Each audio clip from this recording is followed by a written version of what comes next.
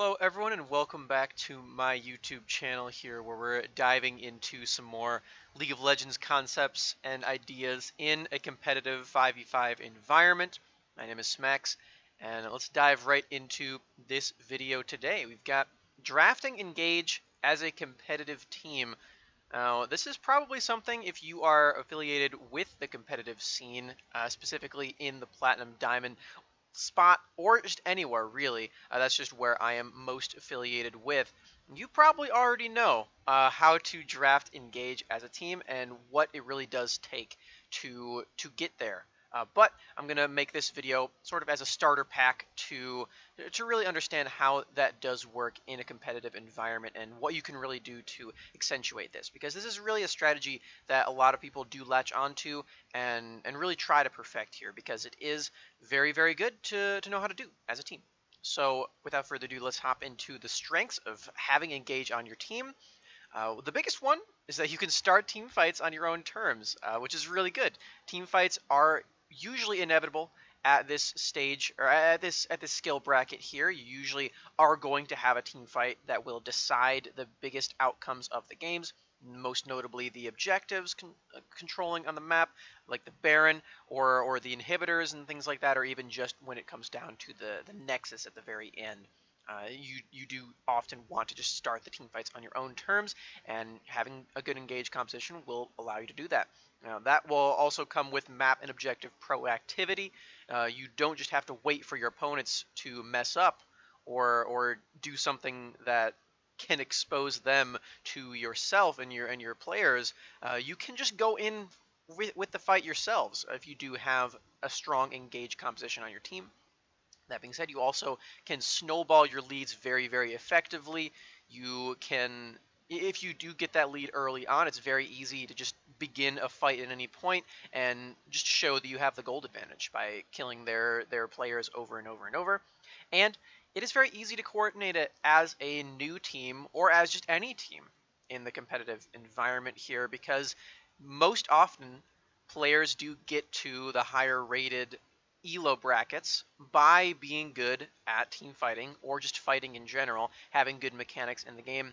So if you are at that level, usually you do know how to team fight on your champion, what your champion wants to do in a fight, how to get out the most damage, how to stay alive the longest, so on and so forth.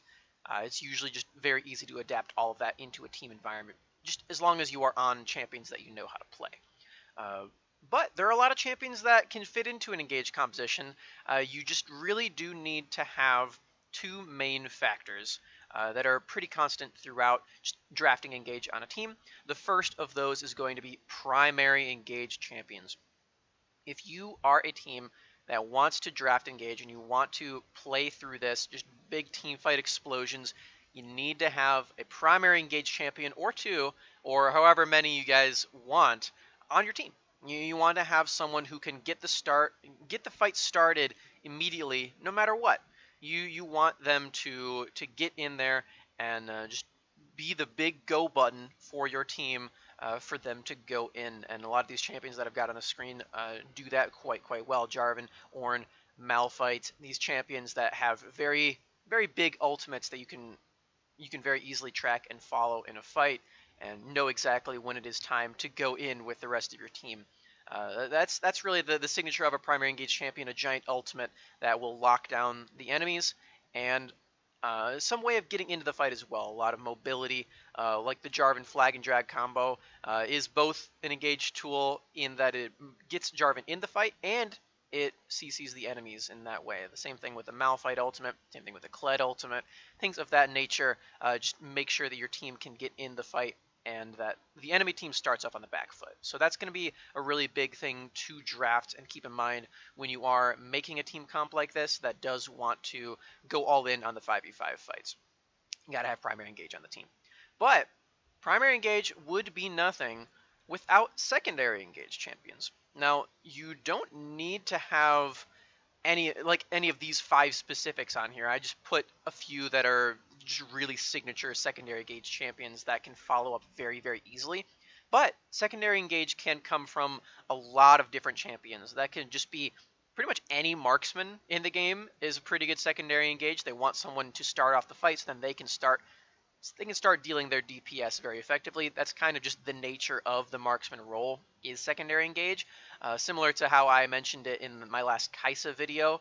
Kai'Sa is a secondary engage champion because she can go in and follow up very easily with her ultimate, but pretty much any marksman champion can do that as well, just by being in the good position and just being able to fire all of their auto attacks in there. So secondary engage champion can come from a lot of different cases here, but the big ones here, Xayah and Rakan are secondary engage, specifically Rakan because he can dash in with his battle dance, get the quickness out, and just be in the thick of things without having to be the first person going in.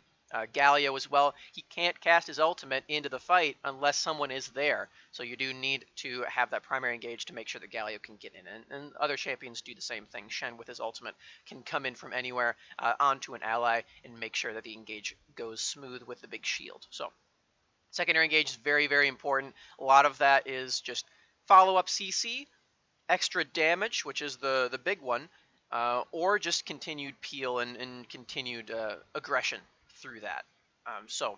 But the damage section of that is really what is very, very important when keeping in mind secondary engage. Like the Galio, for instance, if Galio is full tank and he's support, then you are still going to need other damage on your team. It's not just the secondary engage from Galio. That's not the only thing you do need. You do need more damage as well, but that's usually pretty easy to come by. And when you do over-index on one type of engage, most notably primary engage here. This is an example of a composition that has too much primary engage and not enough damage. We've got a lot of physical damage with the, well, not a lot of physical damage actually in the grand scheme of things, but physical damage is the key focus here with the Kled and the Ashe, and then the big tank front line of the Maokai, Zac, and the Leona. You can definitely get into a fight with these champions, and it's not unheard of that champions like these, when all put together, can still win games. But it is a lot more effective to have more damage on your team because, as I mentioned, all 5 of these champions have very easy ways to get into fights and make sure that they start the fight on the right foot. You do still want to have champions who can close out the fight, though. Just think of it this way. Primary engage starts out the fight, and secondary engage makes sure that the fight closes on your terms. That's really what it comes down to here. Like, Ashe does have some damage, but she is really the one who's going to start off the fight. So you want to have other DPS. So say if this Maokai was instead some kind of bruiser, like an Irelia, or maybe a Mordekaiser as well, so you can get some magic damage in there, then you're going to have a lot more damage and the kind of Juggernaut in the mix as well, who's just going to be able to do a ton of damage, while the rest of your team can start off the fight and make sure the Mordekaiser or Irelia can get into the fight safely. So that's really something to keep in mind here. The over-indexing on primary engage is really detrimental. But if you over-index on secondary engage, not the end of the world. You can definitely still play it out a lot of the time.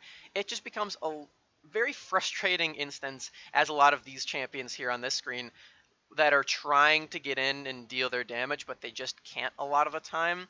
Like, Galio can't get in unless he has someone there to latch onto with his hero's entrance. Rakan is the same way. Of course, he can get in with his grand entrance, but it's not quite the same there. And then, like I mentioned in my previous video, Kai'Sa, she really does want to have some divers on her team to make sure that she can get in as well. So that's definitely something to keep in mind here. But you can still make an entire composition around secondary engage. It just becomes much more disengage focused. So this is an example of a composition that could still work if your opponents are full engage, full primary engage, because then you can just peel back and make sure that your team stays alive for it. So secondary engage champions are much more flexible than primary engage. It's just that when you do have primary engage on your team, it becomes a lot more effective to have secondary engage on it. So over-indexing on this type of engage, not as detrimental as primary. Let's just jump back to the primary engage lads here.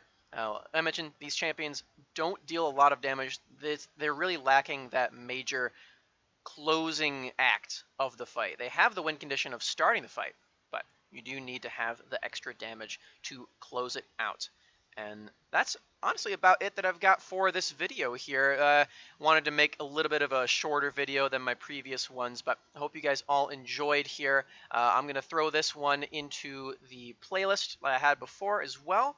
And if you want to hear more about primary engage versus secondary engage as well, be sure to leave a comment letting me know. I've got some more plans for more videos to come as well. So yeah, thank you so much for tuning in. I appreciate you guys so much, and I will see you all in the next video. See you later.